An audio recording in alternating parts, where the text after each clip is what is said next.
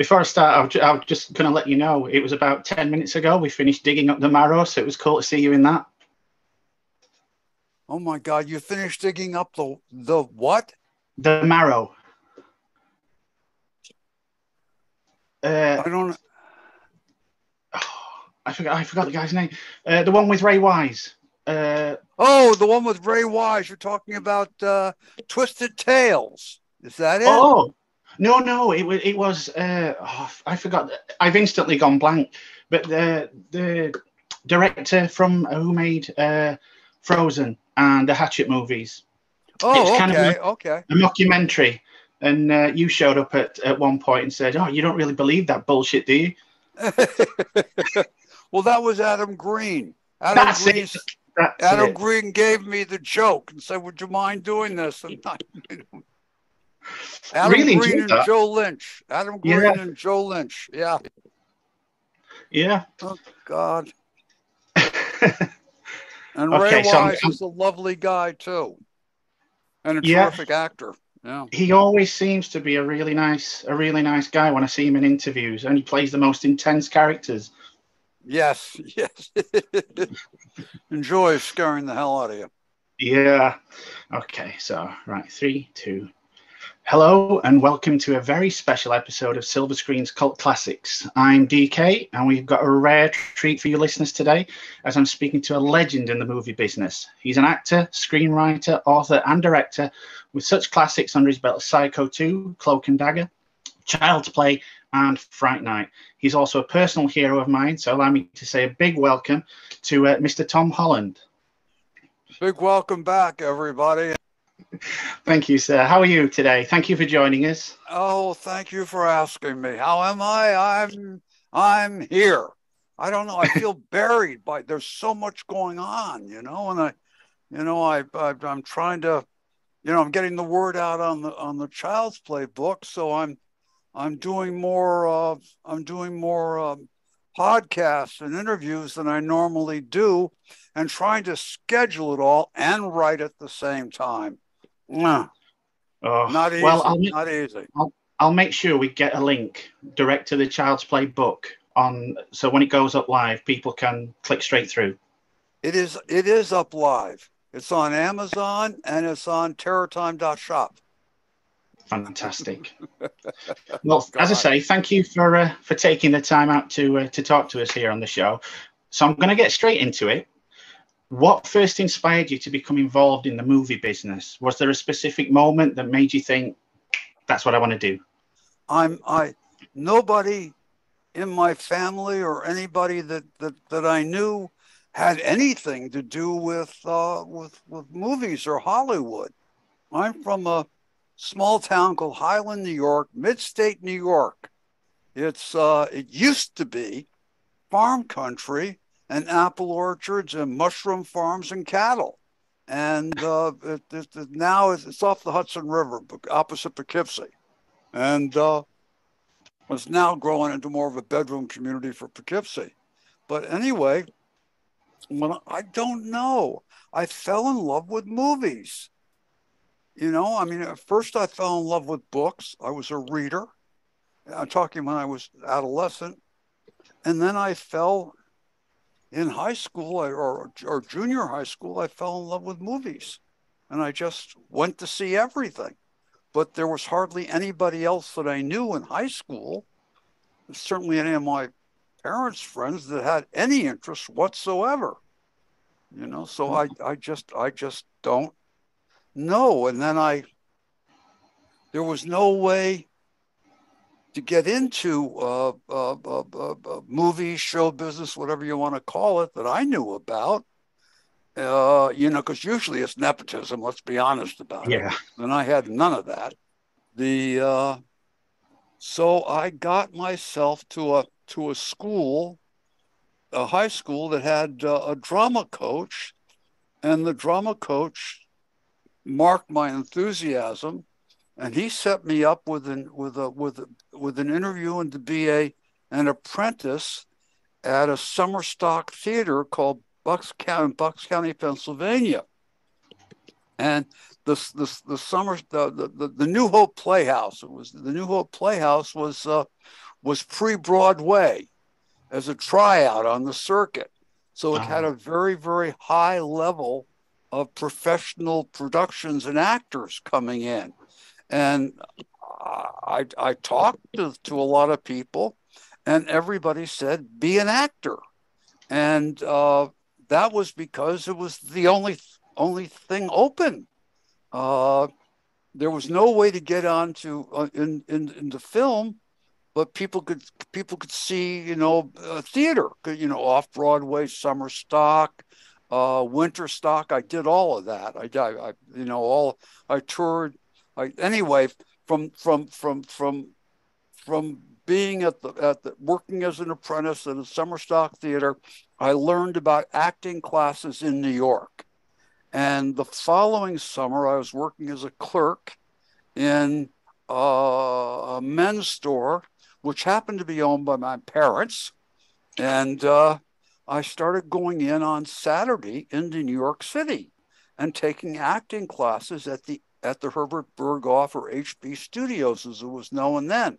It's sort of me and about 60 years worth of actors who've gone through the HB studio on 21 Bank Street, the Village, the Greenwich Village, or whatever it was in New York City. And from that, I got an agent, and the agent got me when I got that. I started to head for theater after I got into Northwestern University Theater School in the first year.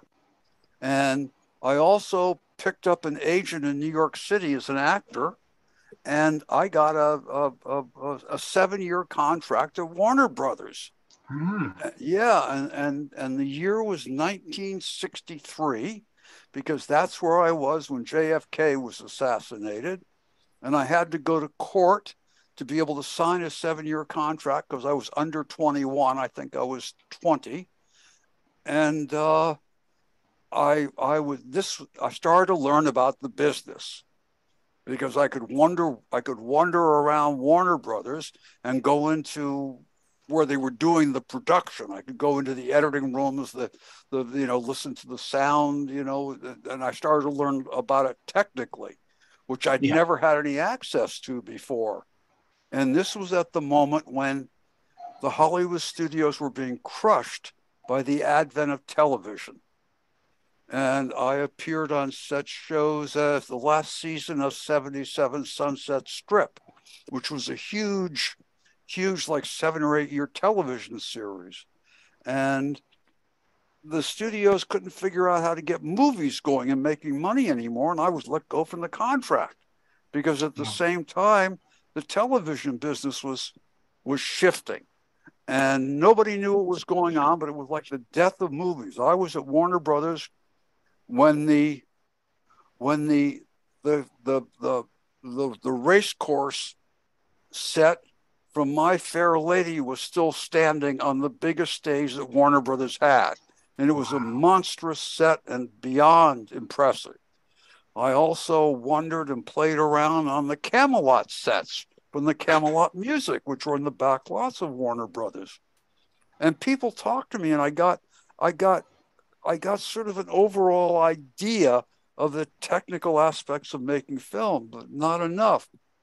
When I was released from contract and went back to New York, I got into doing television commercials, which back then, the biggest conglomeration of creative people outside of Hollywood and the movies was in advertising. Yeah. And I mean, everybody shot commercials, was in them, or I was working both as an actor in front of the lens, but also I had a day job. I could job in working production for the commercials. So I always had a way to make 100, 125 a day. Okay, which in 1964 or 5 was very important. And somehow that I was still going out for acting, and I got a soap opera called The Time for Us, and another one called Flame of the Wind, and I became a soap opera star at a very I was in my early 20s. I wasn't even mid. And I got mobbed at the Beatles concert at Shea Stadium in 1966. And it was because they were so frustrated, the audience, with not being able to get to the Beatles. Somebody recognized me from the soap and started screaming the name of the character. And all of a sudden, who then was my girlfriend, but became my wife, we were chased out of there, and the police saved us at Shea Stadium. Anyway, incredible stuff. Oh, wow. Yeah, and then I would fly out to LA to test for TV series. I'm still not interested in this, by the way. I mean, I'm still more interested in film. I mean, I never had the hunger that true actors have. I was more interested in how do you make the damn thing. And I got into the actor's studio in LA, and this was when Lee Strasberg was still teaching. It would be like 1966 or 67. And I was there through the early 70s, and they had a playwrights unit. And I started working there first as an actor. Then I came in and I started directing them. And they had a writer's unit at the actor's studio, and they were all screenwriters, but they were more than just aspiring. They were screenwriters who were working. There were people like Jim Bridges. I can't remember the names now. Jim, I remember, but I started directing these one-act plays on the stage at the Actors Studio in DeLong Prey in Hollywood. I think it's still there. Lou Antonio, great actor, is now running it. Haven't seen him in decades, and you can give me a scene, a dramatic scene. I mean, if it's well written, and I can figure out how to make it play. I can work with the actors and I can block it. And when I realized that I had that ability, that made me more anxious than anything else to direct. And I had headed for, if I could become a big enough commercial director, think Ridley Scott and Tony Scott, then maybe I could direct feature films. I had very, very little interest in television, except I was doing it as an actor to make money, like The Incredible Hulk. I guess started on that, and I can't remember. Anyway, at that moment in time, that was just when Hollywood had been blown apart by Easy Rider. Okay, when Easy Rider exploded and broke through and got the youth audience, which at the time would have been youthful boomers, the Hollywood had a breakdown. They didn't know anymore what the audience would, what the youthful, this huge boomer generation were going to want to see after Easy Rider. And that threw the door open at that moment in time for original screenplays. Okay. And they started buying them. And not only did they buy them, they made them. And most of them were not very good, not very successful, but a few were. And along with that, you had Spielberg breaking through. And, and Brian De Palma and, all those people. And I started writing screenplays. This was when you would go to a deli in LA and every waiter was an actor. You turned around 3 or 4 years later and every waiter or waitress was giving you a screenplay, an original screenplay. And now, of course, it's just despair because nobody knows what the hell's going on with streaming. Yeah. But anyway, so I it took me 10 years from the time I apprenticed in the summer of my 16th birthday. It took me more than 10 years. So by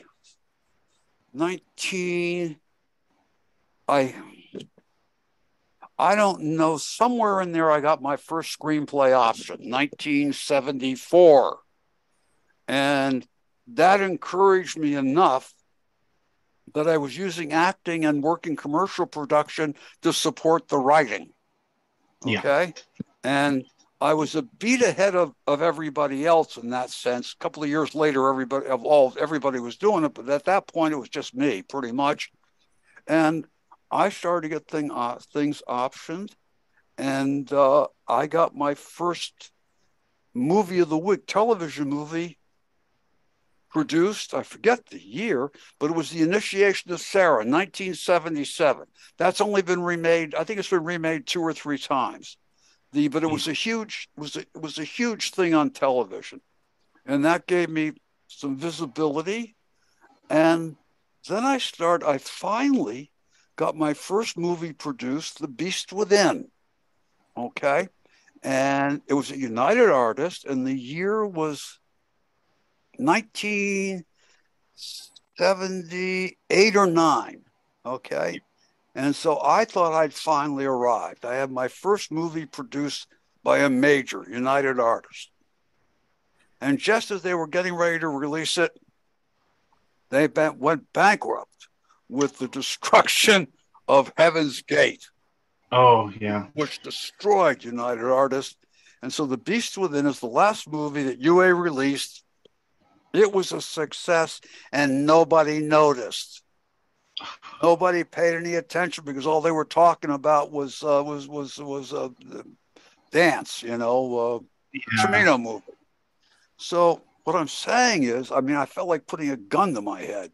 I thought finally I would be able to work and get movies produced, and more important than anything else, make a living. And suddenly I was unemployed again because nobody knew, nobody cared. And I'm sitting around in total panic, despair, or whatever, because at that point, the big 4-0 is coming up. And if you're a guy, and maybe girls, I don't know, but if you haven't figured out what you're trying to do, and if you're not making a living at it, and you're 40 years old, you're in deep trouble. Yeah. At least in America. I don't know about Great Britain, but in America. And I kept on writing originals, and I wrote a script, and it got sent to an Aussie named Richard Franklin, who was having a 19th nervous breakdown because he had finally gotten the chance from UA. I'm from UCLA. He was from USC. He finally got the chance to direct the movie, and he needed a writer. And the movie was Psycho 2. Yeah. I was going to ask you about that. You were hired to pen a sequel to arguably the most iconic horror thriller of all time. Did you have any trepidation going into that? Oh my God, yes. I was terrified. I figured it was the end of my career, which I had thought was just getting started. But I didn't. I've been out of work for a year after my first movie comes out, and nobody wanted to do Psycho 2 because it was a career ender. Yeah. You cannot be forget about even in the horror genre, but that's a classic movie, Psycho. Psycho changed horror. Psycho is the beginning of what we consider modern day horror. Psycho was the first slasher film. Psycho created the first horror icon, Norman Bates. Anthony Perkins. It blew my mind. I was like 12 or 13 when I saw it. And I'd grown up in AIP and Hammer films. That was, Peter Vincent, from Fright Night. That's who Peter, who was named for, Vincent Price and Peter Cushing. Am I right? Yeah, I think so. Yeah. Anyway, nobody wanted it because they knew they were going to get ripped by the critics. And I was so desperate. I said, yes, please give it to me. Please let me do it, And Richard Franklin gave me the job because I'd written a script called The Crystal Tower, which has been bought and optioned and dropped, and it's been in production, pre-production. It's never gotten made. But it's a script that people don't seem to be able, at the time, for about 20 years, people couldn't keep their hands off of it, and it did a lot for me as a writer, as a sample.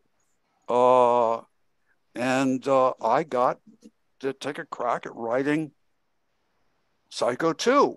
And I don't think I've ever worked harder on a script. To the best of my knowledge, that stands on the given circumstances from the original. Psycho 2, I mean. And Richard Franklin was absolutely brilliant. I mean, I went on to do Cloak and Dagger with him, and he wasn't so brilliant. But he was brilliant with Psycho 2. Because he'd grown up with it like I had, with considering it, you know, the best horror film ever made. You know, opening. I don't think I even knew what editing bits and pieces of film were until I saw Psycho 2. I mean, I figured out when I saw the shower scene. I said, well, that's a lot of different setups in there to get that, you know? Yeah. I think they took 3 or 4 days to shoot it. Anyway, that film, we didn't have Tony Perkins. Psycho 2 without Tony Perkins was like, forget it. It was like Jaws without Spielberg. Yeah. And so I had to write a script, and he'd already turned it down, Tony. That's something else. And Robert Bloch had written the book, the Psycho 2 book, but he killed Norman at the end of the first chapter. I mean, so I don't know what Robert Bloch was thinking about. I did a symposium with him afterwards at the Writers Guild, and I should have asked him, but I didn't, because he was too critical about the violence in Psycho 2. Anyway, the Psycho 2 turned out to be an enormous hit, and none of us thought that was going to happen. So I had to write a script that was strong enough that Tony would say yes, and I was an actor. So I mean, I know about character arcs, and I thought I did a brilliant one there, actually, if he says so himself. But I mean, Norman Bates comes out of the institution after 22 years, and he's desperately holding on to his sanity. Okay, he's trying, and as you watch the movie, you feel sorry for him. I was about to say this. There's a lot of ambiguity in it, that not to the point where you're not unsure. You're unsure. Not only are you unsure that he's guilty, but you're actively rooting for the guy. You don't want him to be. You don't want him to be reverting to how he was. Right. Well, even more, you're doing what Hitchcock did. You're being forced to identify with a serial murderer. Okay. Yeah. I mean, and that makes the audience uncomfortable to begin with. Yeah. Anyway, the cast, Vera Miles, Tilly, everybody was just excellent. Richard was spot on. We had blocked it out. We blocked out all of the scenes as I wrote. We watched or rewatched every movie that Hitchcock had ever made, including the silent movies, and we pulled out those moments where he had gone to what visual set pieces. He had caught the suspense of it with the camera angles. I am right now preparing a book on Psycho 2. I guess you'd call. I did it with the making of Child's Play, a visual memoir, but I'm going to do it with Psycho 2 because we've just had the 40th anniversary, and it exploded. I had no idea that the fan base for Psycho 2 was as deep as it seems to have become. About 10 or 12 years ago, I went to the Blacklist, which is a writing group that's very prestigious, and all the horror directors were there. Everybody that you could. I sat next to Bret Easton Ellis. James Wan was across the room. Everybody, and they voted. This 10 years ago. They voted Psycho 2 the best horror sequel ever. Wow. And I almost fell off my chair, because nobody had mentioned it to me in 20 years. Now, in 1982, that summer, it was the second biggest grossing movie after the first sequel to Star Wars. Yeah. Which was unthinkable. When I started out doing that Sony wanted to dump Psycho 2 as a cable movie. This is just when cable's beginning. If you look at it at the end, you'll see Oak Communications produced it. They originally had a cable deal on it, Universal. And so, in other words, we were doing a nowhere movie, Richard and I. We were the only ones who were impressed to death by the title. You know, don't you realize what you have here? No, they did not. Anyway, when Tony said he'd do it because he fell in love with the part, they put out a press release. And the reaction internationally, worldwide, was enormous. Norman Bates is, Tony Perkins is coming back to do Norman Bates' Psycho 2. The entire world wanted to see that. And Universal was like, uh-oh, we got a movie here. Now, we made that movie for something like $4,980,000. In other words, we only one shot that we leave the back lot of Universal. It was the cheapest way you could possibly make the movie, you know? Yeah. And yet we were able to get the house built, the Psycho house. It wasn't there before that. My memory, no, there was nothing there. I have the photos now. I have my Polaroids.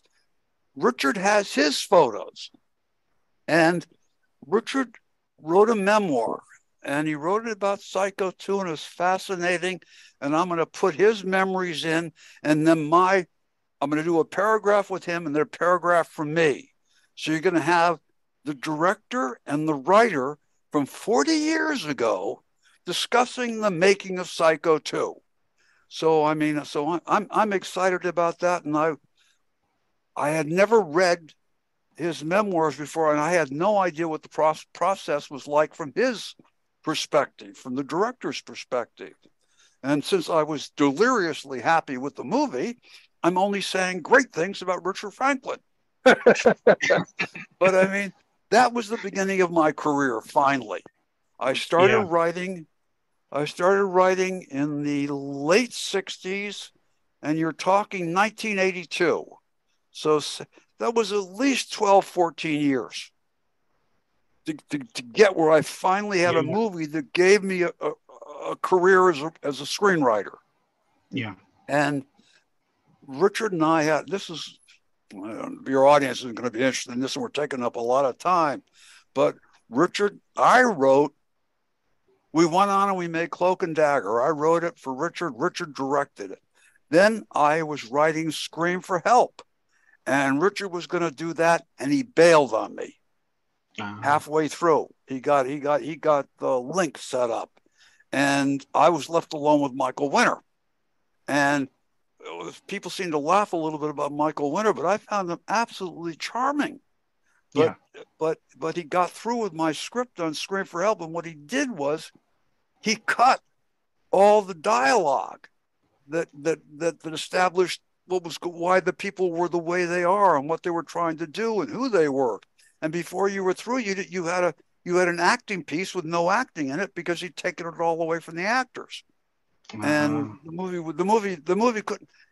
You could see it there in the cut, but he didn't cover it so it could be recut to bring the characters more alive.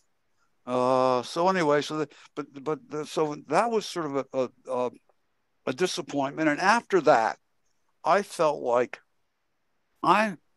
if anybody's going to screw up my next script, it's going to be me. You go like this, like, what are you doing?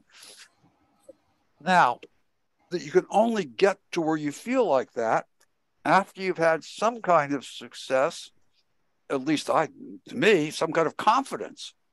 And so I wrote on spec Fright Night. And we went out to try to sell that with me directing. And MGM tried to buy it away from me without me directing. And I kept turning everybody down. And yet I was successful enough as a screenwriter. I was getting all these major offers for movies. And a man called Guy McElwain, he was head of Columbia. They had an empty slot on their release schedule for that year, and they gave it to me. And I'm not quite sure how it happened, but I'll be forever grateful to Guy McElwain, who's no longer with us, because he gave me the opportunity, and nobody paid attention to Fright Night. The reason they did it, you want to know how Hollywood works? They had an enormous success with Ghostbusters, and Yeah, they were yeah, expecting to do a sequel, and they wanted to keep the effects team, which was then the best effects team in town. That was Richard Edlund, that was Randy Cook, oh God, Steve Johnson. There were so many of them, but I got that group for both the visuals, like the bat going off the balcony and changing, and you see the shadow, it changes. And Jerry goes off, changes into a bat in the shadow, and then comes back into life with a real bat coming at you. yeah. That was Richard Edlund. So I had on my little movie that nobody was paying attention to, I had the best effects team in Hollywood, and they were brilliant. And that's why you have Amy's mouth. That's why you have the terrific you have Evil Ed. My gosh, it was like a dream, and nobody bothered me from the studio because it was the cheapest movie that they had, and they didn't expect it to do any business. And it was mainly because they were going to keep Richard Edlund in place for the sequel of Ghostbusters, which they didn't do for years, as it turned out. Yeah. Anyway, Fright Night opens, and it does good business. It's not Jaws 3 or whatever, but I mean it's very, very good, and gets a lot of note because I think it sounds very conceited of me and egotistical, but I have a voice. I wasn't trying to redo the biggest success from last year. Yeah. I was trying to find my own voice, my own stories, and push ahead. And that was Fright Night, and my career took off. Yeah, I mean, it's when you look at it, you assembled so not only behind the camera, but in front of the camera, you had some really great actors. I mean, you get the impression that it was kind of just watching it, and I don't know if it's because I'm just a huge fan of it. It's one of my all-time favorites, but you get the impression it was fun to shoot. Is that correct? Yes, it was huge fun. All we did was laugh all the time.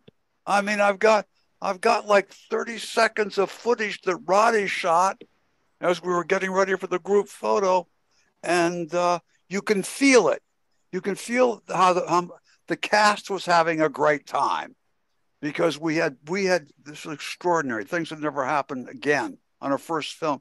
I had 2 weeks of rehearsal time with the actors. So, I mean, I had that whole script. I had it on its feet, and you could look at it like a play, and it worked like a play. You could see it worked. Yeah. And so, I mean, but the actors had, because we had the chance to rehearse it and break it down scene by scene, all the actors were spot on. So when I started to shoot, I hardly had to say anything, because all the rehearsal had been done. And it's an opportunity that I never had again, because studios don't want to pay the actors for rehearsal. I mean, you worked with Roddy McDowall before on Class of '84. I was a person. It was because he'd been brilliant in Class of '84. Yeah, I understand he wasn't the first choice for Peter Vincent. Is that right? I wanted to have Vincent Price.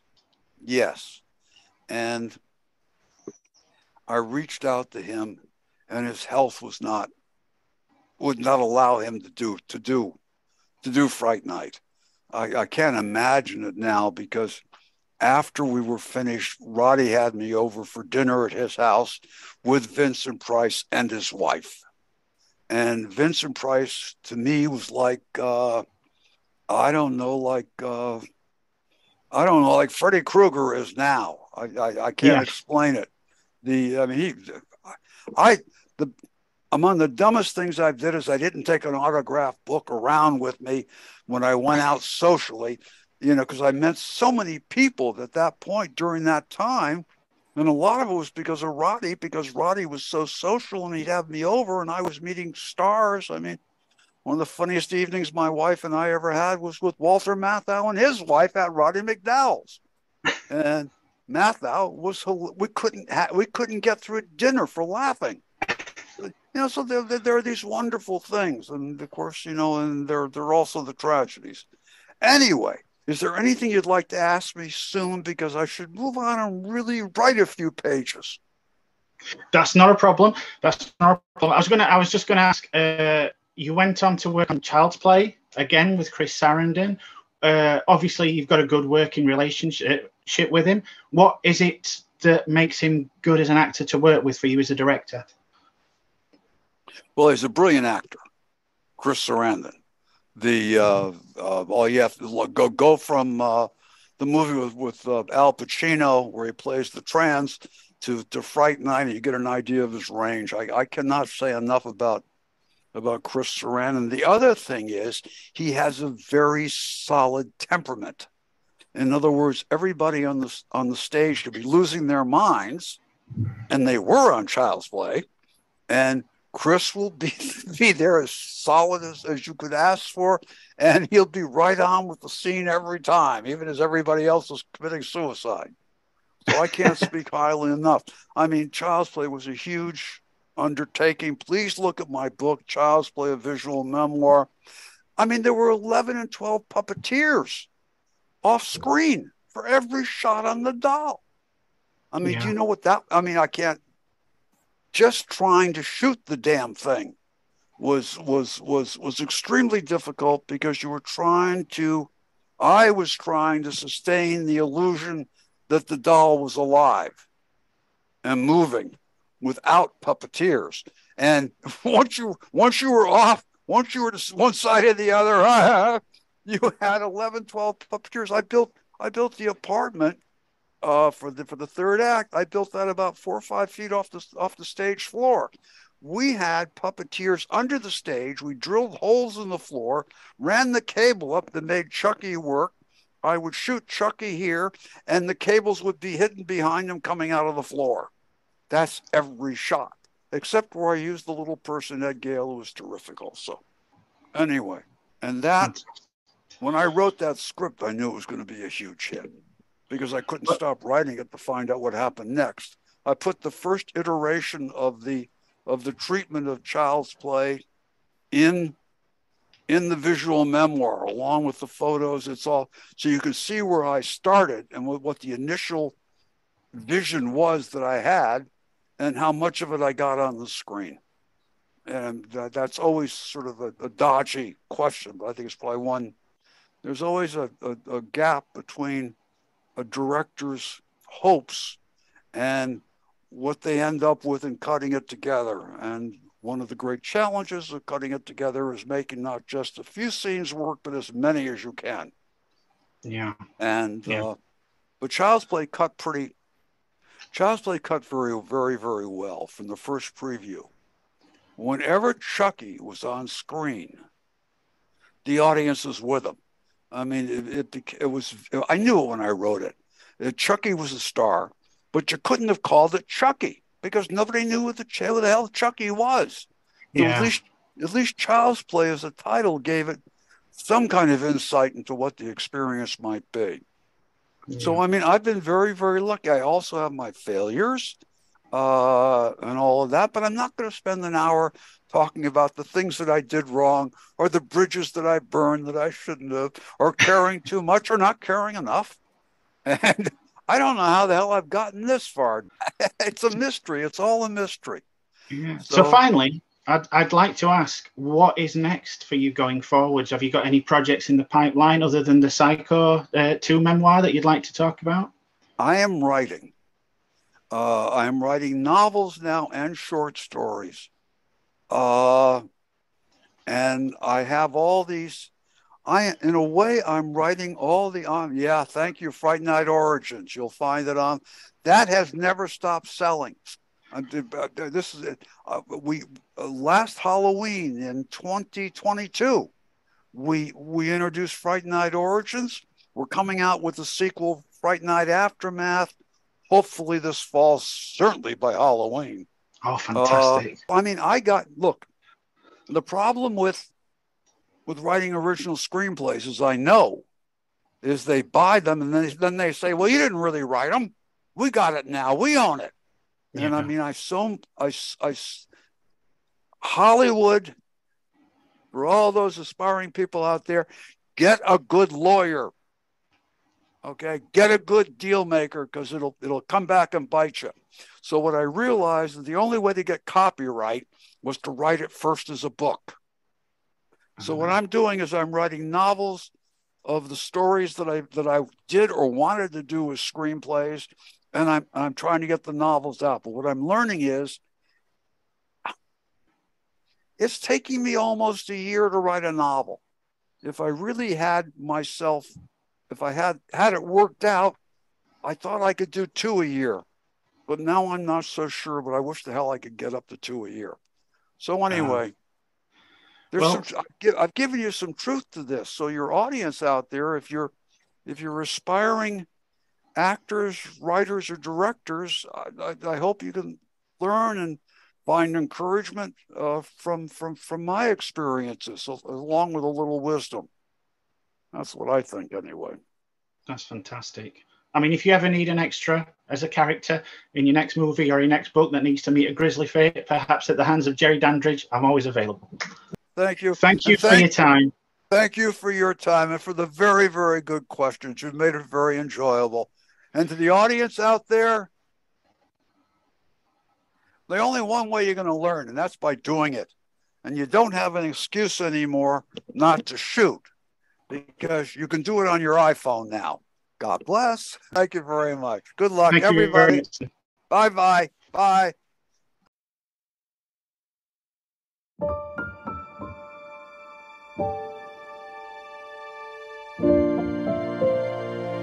Bye.